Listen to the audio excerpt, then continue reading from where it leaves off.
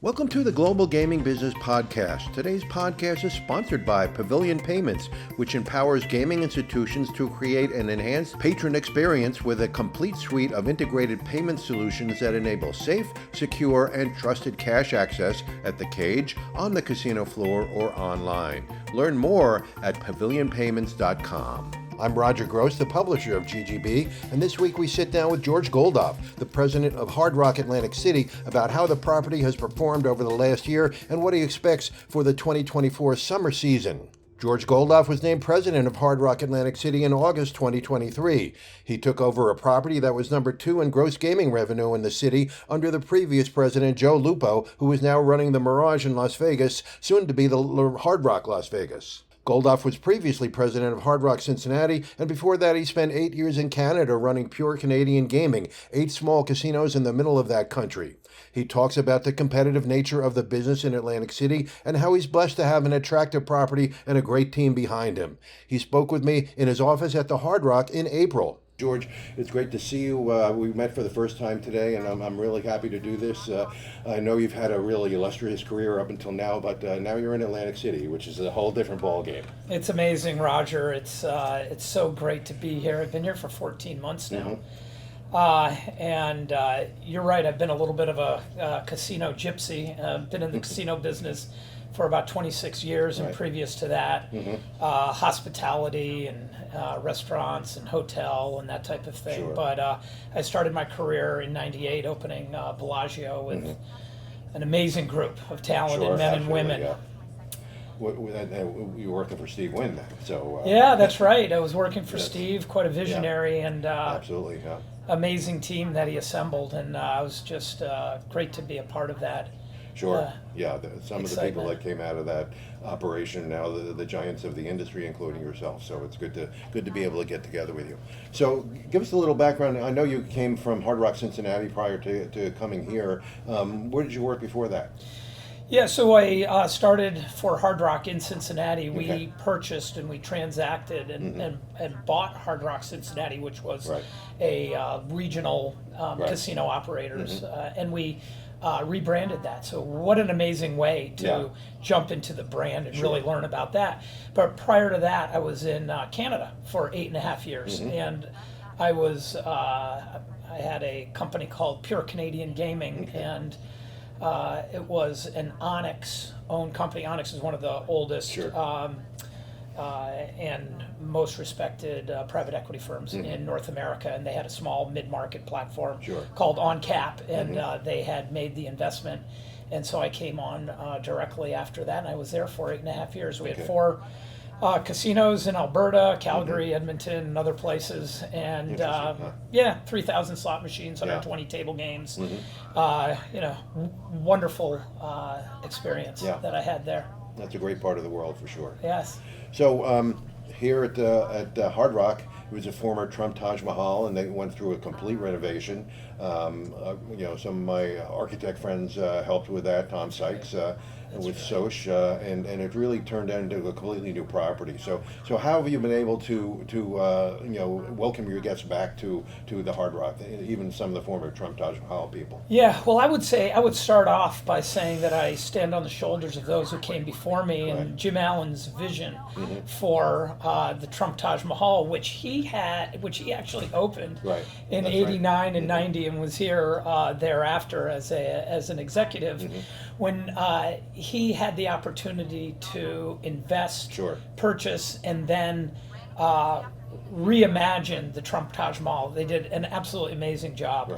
And of course, with the investment of the Seminole Tribe of Florida and Tri-State Partners, Jack Morris, Joe, and Michael Gingoli, they've been nothing but supportive. And they've put the Taj Mahal back together better than I think anyone ever thought it could be. And so as president, I'm just extraordinarily proud to be here and carry on with this amazing team here at Hard Rock in Well, Atlantic this property has been going great. Before you, Joe Lupo was here. He really brought it up to the status that it enjoys today, being second in the market in terms of gross gaming revenue. Why do you think that happened? What really drew people here? So there's a variety of things, and I'll get to brand in a minute. Okay. But our guest experience scores are best in brand, and quite frankly, best in Atlantic City too, according to the Global Review Index, which is a reputation platform I think all of your listeners and viewers are aware of. And so we really start there with satisfaction and loyalty and ensuring that everyone is contributing and engaged and that type of thing. And then, as I mentioned before, the continued reinvestment in the property has really set us apart.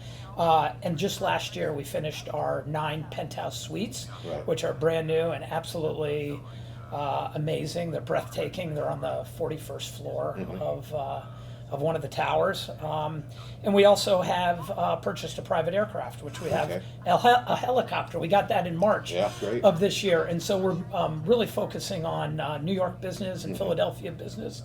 And going back and forth, we updated our VIP lounge, which is our plum lounge for our most loyal top tier guests. And we finished that last year, right around October. And so that was a huge hit. And then one of the most important things was our high limit salon, which we expanded. And we went from 150 games roughly, and we added about another 75. And it's been nothing short of an absolute home run. And then, as I mentioned, the brand. We installed Unity, which is our loyalty platform, which is really unique, Roger. I mean, you cover a lot of casino across the globe, but our Unity platform is connected with 200 of our 300 currently right now of our 300 locations, and our players can earn at any one of those locations and use their points to enjoy. Hopefully in Atlantic City, but everywhere.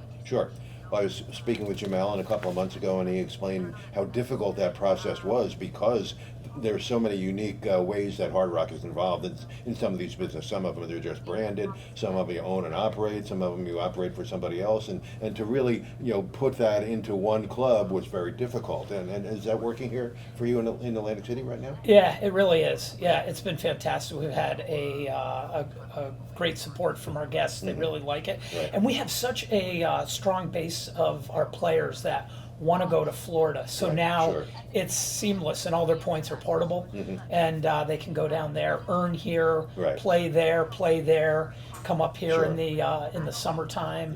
And so it's been great. Yeah, and it's such a great property down there as well, with the Guitar Hotel and the wonderful pool area. It's just an incredible property, and I guess a lot of the guests here in the wintertime love going to Florida. That's exactly right, and they realize that they can get that same amplified service and that sort of customized experience that you can get at Hard Rock only. I mean, quite frankly, years and years ago, 50 years ago, when we opened the first Hard Rock in London, we created our brand around music, and that is our DNA. And so whether it's the world-class memorabilia, the wonderful restaurants, the amazing shows, which I know we'll talk about at some time, the entertainment is second to none on the East Coast when you're looking at Atlantic City. Yeah, sure. Well, let's talk about that. The facility in Florida, they have a beautiful 7,500 room theater that they just opened a couple of years ago, and here, of course, you have the Edis Arena,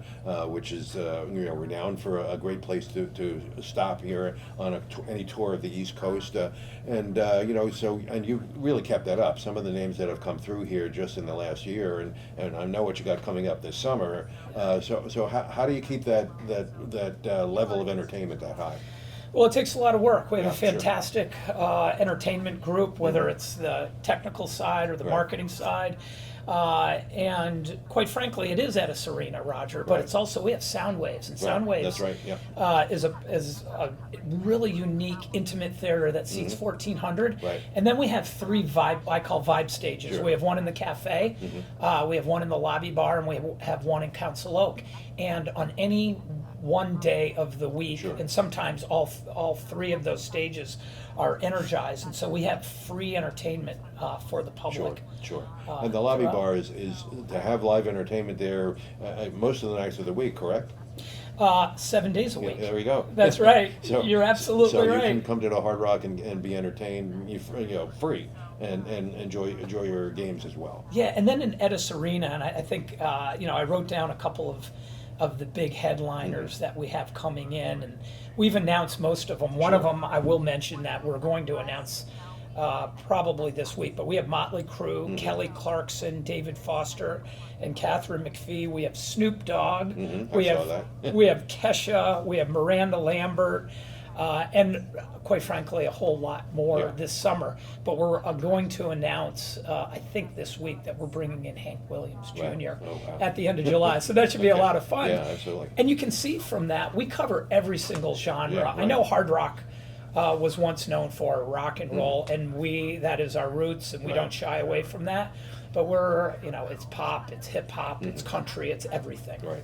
And you have things from my age too. Frankie Valli and the Four Seasons, and Chicago was in just a few months ago, right? And my age Yeah, too. right, That's right. Exactly right. Right. So you're kind of new to the Atlantic City market, and I'm sure you heard how competitive it is. What's your approach to in this market to really keeping up with your competition?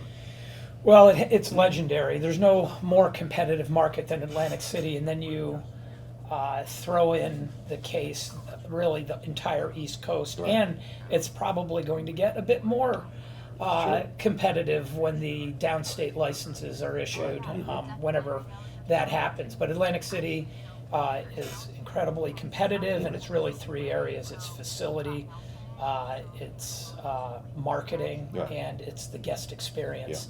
And we talked a bit about that, but we invest in every one of those areas. Right. And we try to stay cutting edge and innovative when we think about that, where we get creative. And I call myself a nicheaholic. I like to identify small, 1 inch hurdles that I can go over.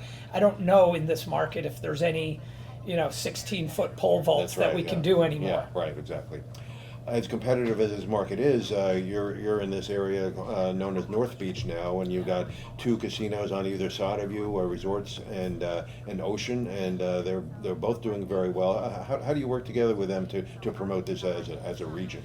We work together really collaboratively and closely and cooperatively, which is fantastic. Yeah. We have some events that we market, including the fireworks that are going to take place here on the 23rd. And it's not only the 3 casinos, but it's also businesses. It's the Steel Pier, it's the Tennessee Avenue. Sure, that's right. The Orange Loop. The Orange Loop and everything, Yeah. well. But, we have regular monthly marketing and executive meetings, and we try to come up with ideas to draw people up to this part of the boardwalk, and we have so many great things going on. Sure, no question about it.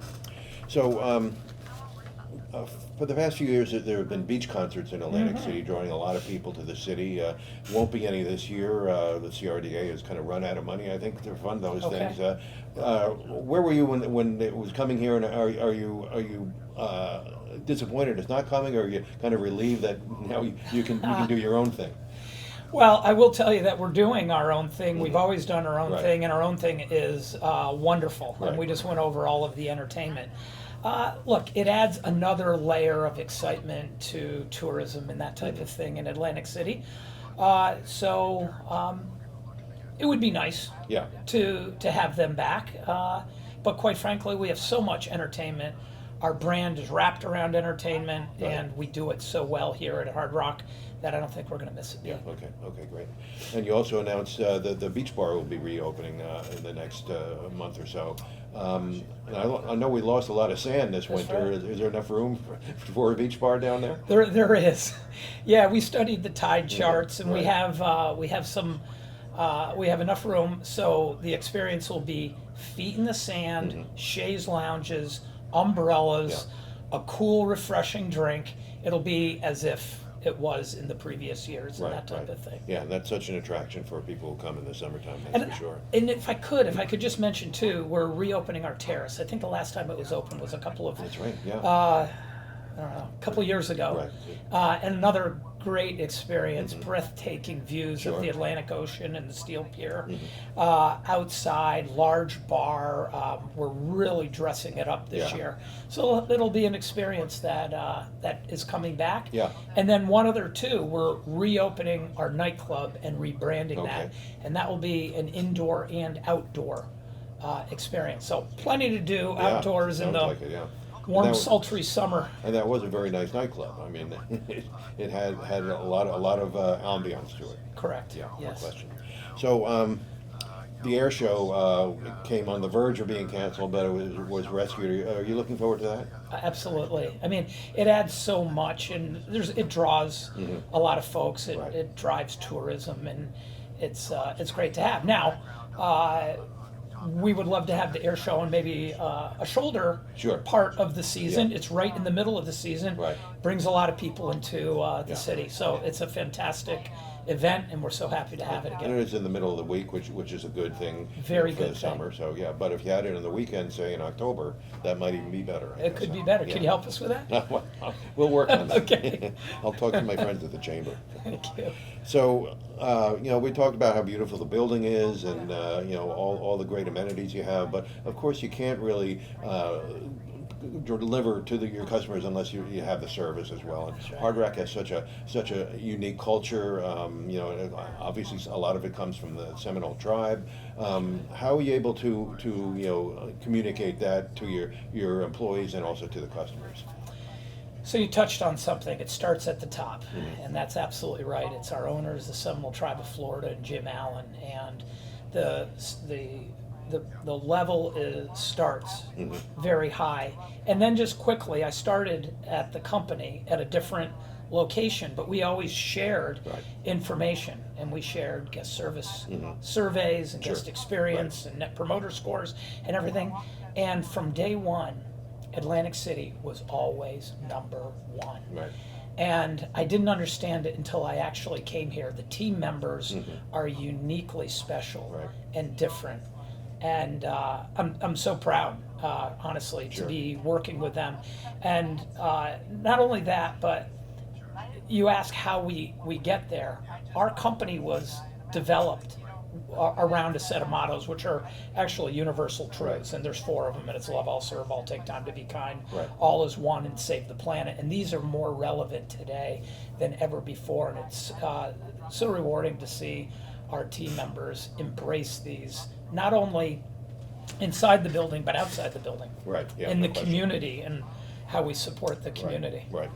So, and then during COVID, when the employees were laid off, you supported them, on another level. Food cards and things like that, and they all stayed loyal to you, and most of them came back. That's absolutely right. And not only did we do the right thing during COVID, and we were out on the drive handing out cards so Right. they could, shop, and gas cards and food cards and everything else. But I will say, just this week we had an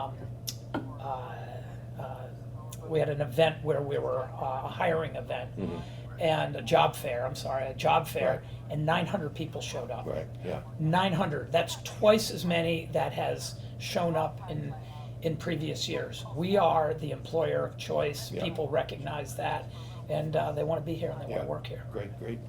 Okay, so we knocked Atlantic City there for a second, but Hard Rock does so much for the city. I mean, you have contributed to a lot of charities here in Atlantic City, and not just the company, but the employees really volunteer and do things for the community as well. Talk about that for a second. Yeah, that's right. In Hard Rock, in all of our locations, music is our DNA, but philanthropy is our soul. Right.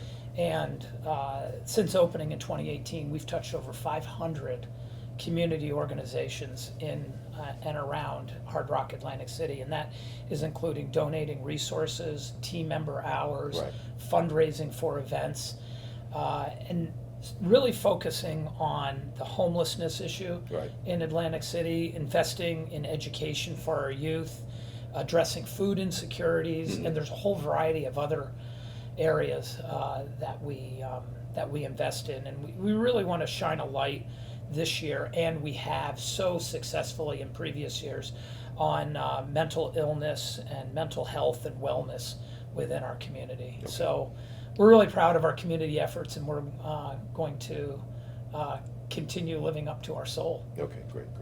Well, I have one more question. So Jim Allen never holds back when he talks about how disappointed he is in the state and the city government in Atlantic City. I mean, I've been driving around the city for the last few days, and some of the roads are in pretty bad shape. It's just one thing after another with the city and the state. How are you dealing with that when it comes to bringing your customers in here and just getting them in here, through some of those rough roads?